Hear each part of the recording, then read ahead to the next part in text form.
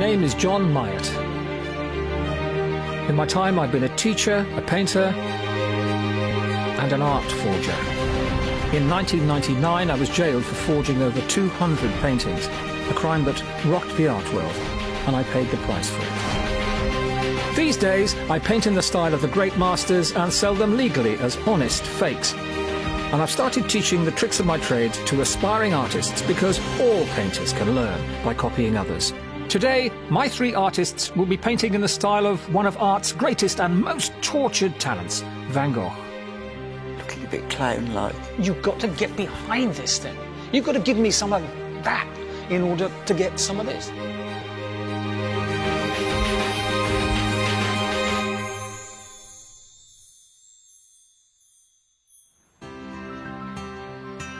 Today, I'm at Ingestry Hall, an art school just down the road from where I live in Staffordshire. Here I'll be teaching 3 students to paint a self-portrait in the style of one of history's most influential artists. When you hear the name Vincent van Gogh, do you think mad genius? Well, if you do, you're not alone. Vincent van Gogh's life was beset by early failure, by personality difficulties, and an adult diagnosis of insanity. Yet, despite all this, he has become, in legend, one of the world's greatest ever artists.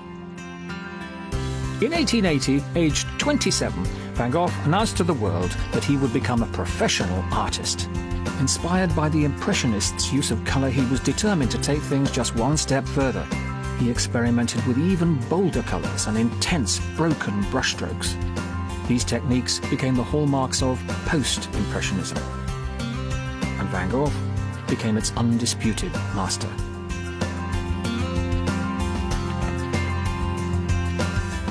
At first glance, Van Gogh's manner might appear to be quite easy to achieve. But if the students are really to succeed here today, they're going to have to create a feeling of spontaneity, coupled with an informed choice about the use of colour. So, a word to the wise then. Don't go underestimating Vincent van Gogh. Today's students will have to get to grips with the vibrant brushstrokes of Van Gogh. My name's Irene Franklin. I live in Redditch in Worcestershire, and I'm a passionate amateur artist. My name's Maria Mallender. I'm from Lichfield and I'm currently an art student. My name's Carl Thompson. I'm from Coventry. I'm an engineer, but I'm also a passionate airbrush artist. I've only been painting for 2.5 years, although I think most of my life I've been painting in my head. Yes, I do feel quite nervous. It's very unknown, and I should imagine it will feel quite pressured on the day. No matter what style I was given or what artist I was given, I see it as a challenge, and I'm quite looking forward to that. I can't think of anyone particularly I'd be worried about doing. The question is, will this artistic journey prove too much for them? So, Carl, Irene, Maria, your challenge today is to paint a self-portrait in the style of Vincent van Gogh. How do you feel about this as a task? Fabulous. Really? Oh, good for you. Well done. You think it's achievable? I'll give it my best. Good. Well done. Well, I felt really excited. So I just love the movement of his brushes. Everything expresses energy and life, and I just think it's wonderful. So I can't wait to have a go. Look at the format. It's just straightforward, isn't it? It's head and shoulders. This is not rocket science. There's nothing particularly challenging in the way he's actually set out the painting. But the draftsmanship, the care, and the almost anatomical knowledge of the skull beneath the skin, that is really good, isn't it? What are your feelings here, Maria? Well, I've only ever sort of done a sketch portrait of myself. It's such a long time ago, and it was hideous and I hated it, and I've never really been tempted to do it again, so it'll be an interesting procedure for me to do. Here we are in 1889. He's in the asylum at Saint-Rémy. He's painting one painting per day, at least. Now, this fits in rather nicely with your challenge, because you've probably got about 6 hours or so, probably less, to do this work, which is pretty much what he had. I think I can achieve something in this style of Van Gogh. It'd be interesting to see applying paint with a paintbrush rather than an airbrush, which I do at the moment. So your challenge today then is to try to get in touch with the intense inner you, and you've got just one day to do it. So off you go. Before my students can embark on today's challenge, they need something to paint. That's it, Maria. Let's get those mirrors out. Right, I'm going to put this here so it's right in your eye line so you can see it. Anytime you want to, just come up straight here and have a look at it. Adjust the mirror so the relationship to yourself, the mirror and the canvas is exactly the way you want it.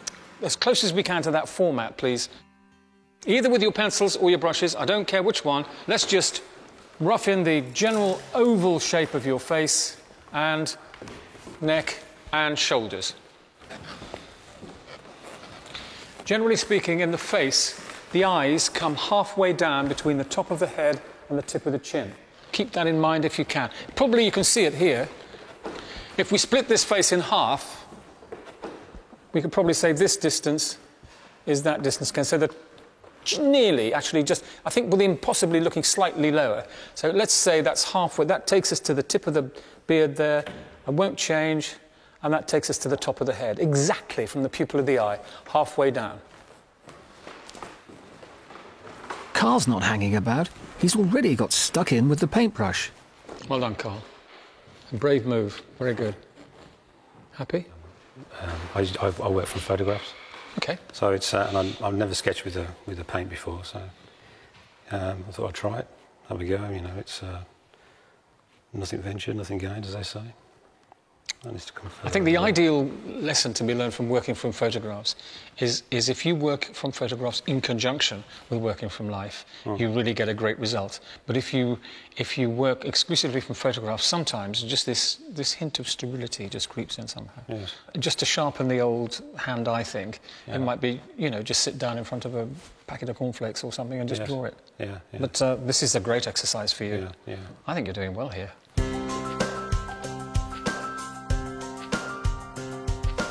Right, you've got 5 minutes left to establish your likeness in outline. I probably struggle with timing and having to walk away if I'm not happy with how the work is finished. My feeling looking at you is that your face is actually slightly taller than you. You've got a kind of... A perfection. I would give her a bit more on top, as it were.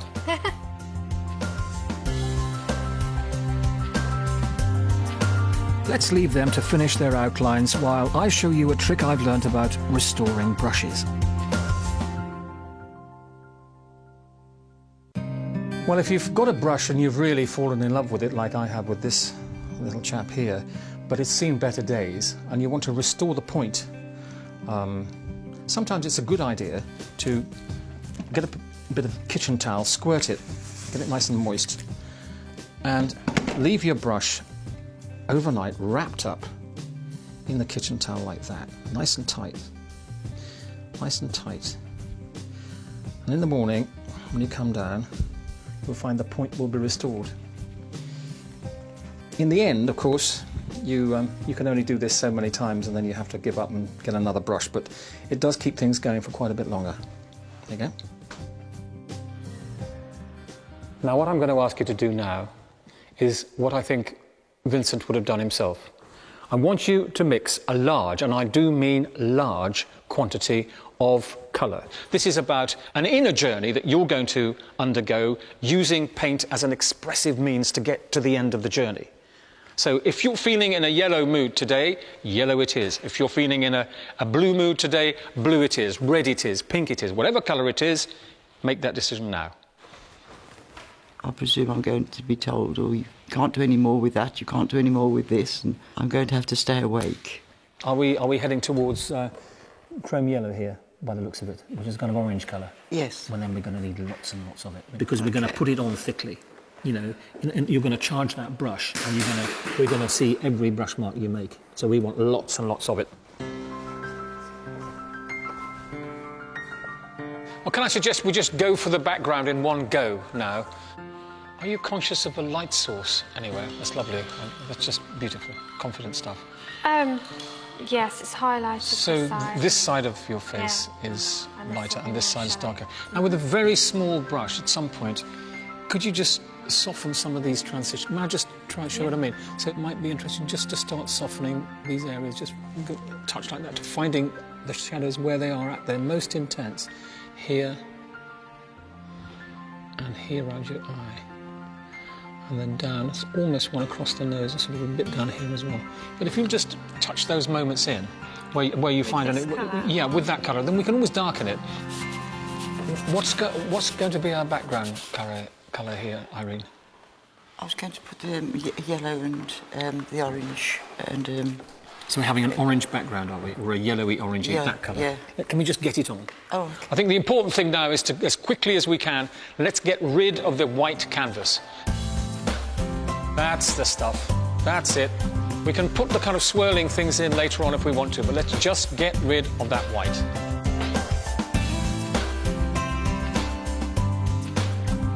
Despite being a genius, Van Gogh hardly enjoyed any recognition or success during his lifetime.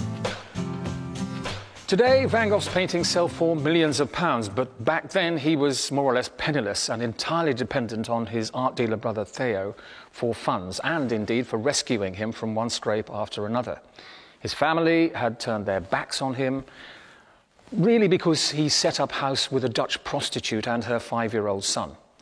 His relationships with women were characteristically tortured. He either set about rescuing women from sin and squalor and misery, or he elevated them onto this great pedestal, fell in love with them, and suffered all the pangs of unrequited love. He drank and he smoked heavily, and by 1888 it was quite apparent that he was being tortured by mental illness. His brother Theo said it was like living with two different people, one gifted, pleasant, kind, thoughtful, the other vicious, selfish, horrible and unpleasant. I'm disappointed with the students' progress so far. I think it's time to gather the troops. Can you just have a quick look, everybody, please? Maria has indicated in a darker version of this background colour the shadows that she's seeing on her face. We haven't gone into too much detail here, but here we have a darker version of this colour there to actually articulate the shape. I want one more colour, your choice, but what it has to do is to cover the whole area, everything. We're getting rid of the white, whereas I would just sort of focus on the colour that I see there and then, and I'd mix it as I went along. This is totally different for me, really. I'm finding Carl especially frustrating. He's used to working from photos and can't seem to relax into painting from life. You've got your light source all worked out, have you? Yeah, the light source is from this side. Right, so we'll just put it on and see how it goes. Go on, go on, go on. Show me what you're going to do. Come on. There we go. Let's have a go. Let's put a bit in there. Good, OK, that's the right colour. While you're doing this, Carl, remember that he actually used the brushstrokes directionally. Yeah. It's not too soon to think about this. I know we'll do that at the later stage as well. But he is using the brushstrokes directionally down here over the kind of you know, eyebrows. Okay. So as you apply the colour, try and apply it sort of structurally to the face. All right. Okay, I'll leave you to it. Interesting. The more I get into the picture, I've got a feeling that I might get a bit more concerned with where I'm going. There's a halfway stage where it's not finished, and you've started it, and there's always this always tends to be a mental block which a lot of artists have. My students are still not managing to find the passion that shaped Van Gogh's extraordinary paintings and destroyed most of his friendships. Van Gogh spent much of the last 2 years of his life in the south of France. He set up a studio there and invited his friend and fellow painter Paul Gauguin to come and share it with him. Before Gauguin's arrival, Van Gogh decorated Gauguin's room with large paintings of sunflowers, which today, of course, are world famous. The two drank and painted together, but argued constantly. And in the end, Van Gogh drew a knife on Gauguin, who just stormed out. Van Gogh fell apart with guilt, and he took a razor to his earlobe, cut it off, and the next day presented it to a local prostitute in the brothel with the words, "Keep this object as a treasure." The local citizens petitioned the mayor to have him removed from the streets, and he committed himself to the local lunatic asylum in Saint-Rémy, where he recovered somewhat. But after this, he was never fully to recover his mental equilibrium. Right, now, can I just have your attention for a minute here? You have to say that even without a beard, one of the most important parts of Vincent's painting is his hair. Because if you take his hair out, in fact, this is where all the dark moments are. So we've got a hint of green colour here, which we find sort of related down here, browns defining the edge here, and warm colours at the front, and darker tones the side. So can I ask you, please, ladies and gentlemen, will you please indicate hair now? I wanted to paint warm colours, but at the moment doing it in this style, they're looking a bit frighteningly warm, but I'll be able to moderate them as it goes on, looking a bit clown-like, but I haven't given up hope.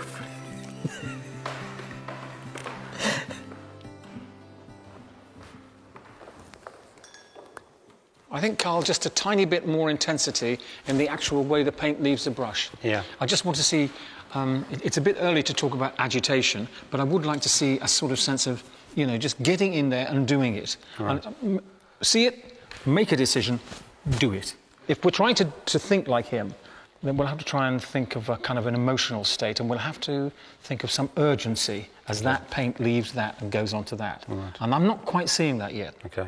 Oh dear. I think I may end up putting my foot through it, but I'll see how I go. Well, things are reaching quite a critical stage now. I do honestly think that we've got the potential there for 3 quite good paintings.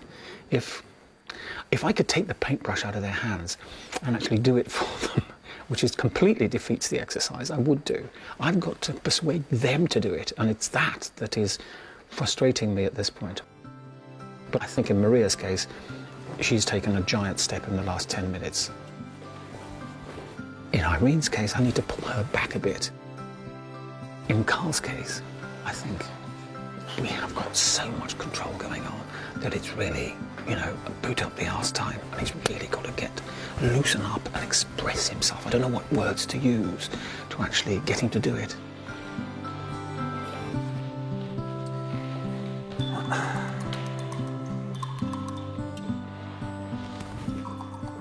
Right, that's it. I've had enough.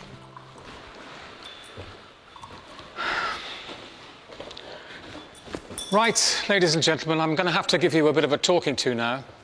So can you just pay attention for a few minutes? What we're looking at here is a balance between control and passion. Agreed? Yeah. There is passion in this painting, isn't there? There is passion in this painting.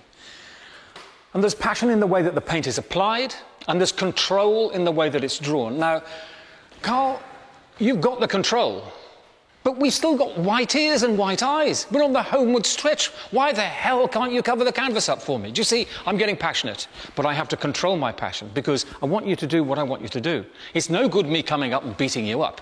You've got to get behind this thing. You've got to give me some of that in order to get some of this. And it's not there yet, is it? No. Doesn't it make you realise how good he was? Look at it. I mean, it's just brilliant. If he could actually, by the miracles of, you know, computer animation, get up, grow a body and some legs and stand behind your painting, Carl, what would he say? Oh dear. Get on with it, is what he'd say. Get on with it. Just please mix me some thick paint and put it on. Okay. Oh, obviously he's got some issues with the way I'm perhaps approaching this. I think I have. It's just extremely difficult for me to break out of how I paint. I'm very precise, and this is very unprecise for me, and it's proving extremely difficult. I thought it was going okay, but obviously not. Well, after that, I think I need to take a break.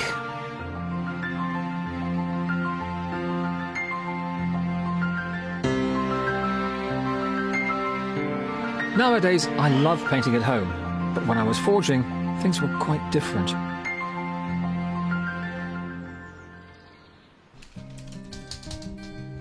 I suppose when I was painting criminally and delivering paintings down to London, I guess I was probably turning out about one painting a month over, maybe more, no, maybe 2 paintings a month over a period of about 6 or 7 years. They say there's about 200 paintings altogether. They've got about 80 of them back. You'd have thought it would have been a great moment, wouldn't you, when you see your own paintings go up in front of a major auction house and hear the auctioneer describe them as important works of art and so forth. But I just find it very depressing. I remember walking away and thinking, oh, God, you know, it didn't do much for my sense of self-esteem, I must say it. But, you know, bad stuff does happen, doesn't it?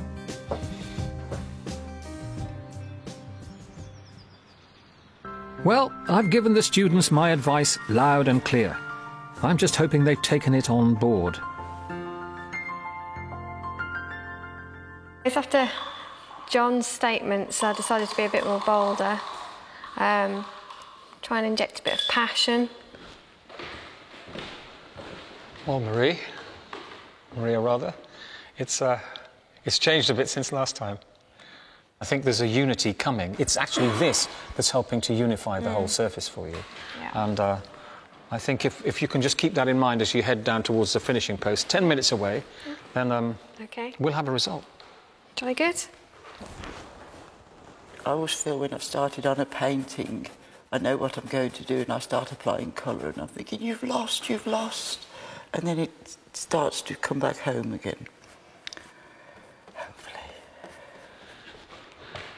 Irene. Yes, John. How are we doing? I'd like another few hours on it. Another few hours? Well, you haven't got another few hours. I think we've got something here. We've got a sense of drama here, haven't we? I hope so. Well, I still think she looks funny, but I'm really enjoying it. Really enjoying it, yeah.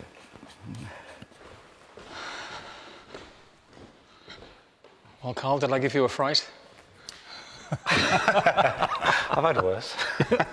You see, this is a lovely, lovely bit of work. You'll take it away and Mrs. Carl and yourself will treasure it forever. But if this is an exercise in getting into Vincent's area, I think you will understand something about him when all this is over. I think the students are finding this exercise really tough. For Van Gogh, his worsening health was also taking its toll. Few people realise that Van Gogh's output was confined to the last 10 years of his life, and of that 10 years, the masterpieces came from the last 4. Remarkable, really, when you think how ill he was becoming by then. Schizophrenia, syphilis, epilepsy, all these have been cited as possible reasons for his illness, but the truth is that no one really knows for sure. What is known is that on July the 27th, 1890, he went into a wheat field to paint, taking with him a revolver he'd borrowed from a friend, saying he wanted it to frighten away the birds. Standing against a tree, he shot himself in the chest. He died 2 days later with his brother Theo at his side, whispering the words, "The sadness will never end." In his own lifetime, he sold just 1 painting for 400 francs. Today, he's remembered as one of the most influential artists of his generation. OK, everybody, time's up. Put those brushes down. It's time to have a look at what we've got.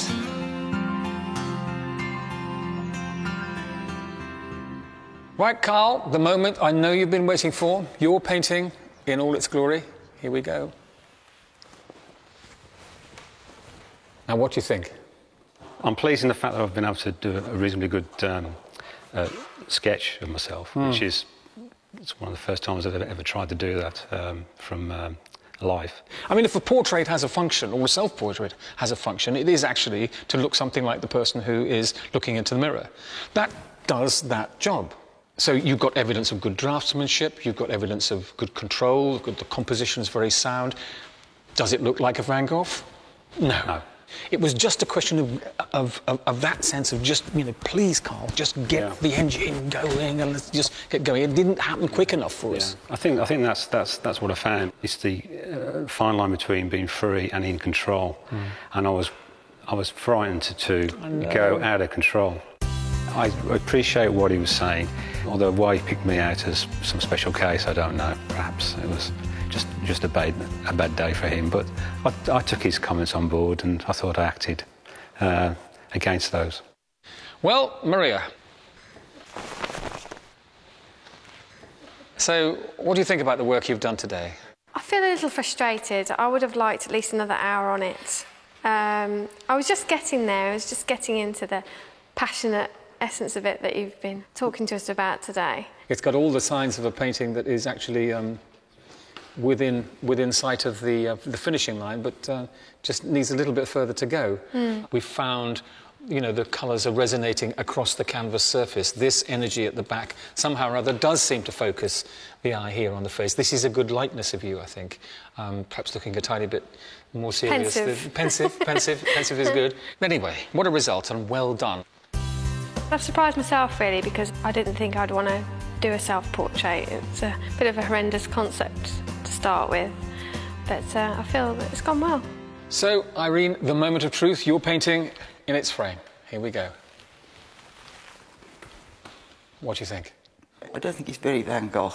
I don't think he would be in any way disappointed with this. This actually typifies one aspect of what he was all about. You never had a problem with putting the energy in. I think the problem was the other way around. It was just putting a bit more control in. You know, of the three students, you were the one who could possibly have been reined back a little bit.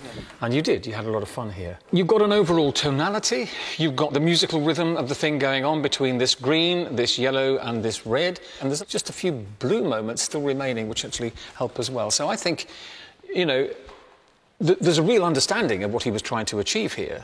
Sounds wonderful. And probably true as well. I always think this is a good way of understanding an artist and their methods is by copying them. You learn a huge amount by doing that. So I could probably have another go and, you know, I might flog you a Van Gogh one day. Well, Irene, thank you very much indeed. Thank you, and thank you all of you.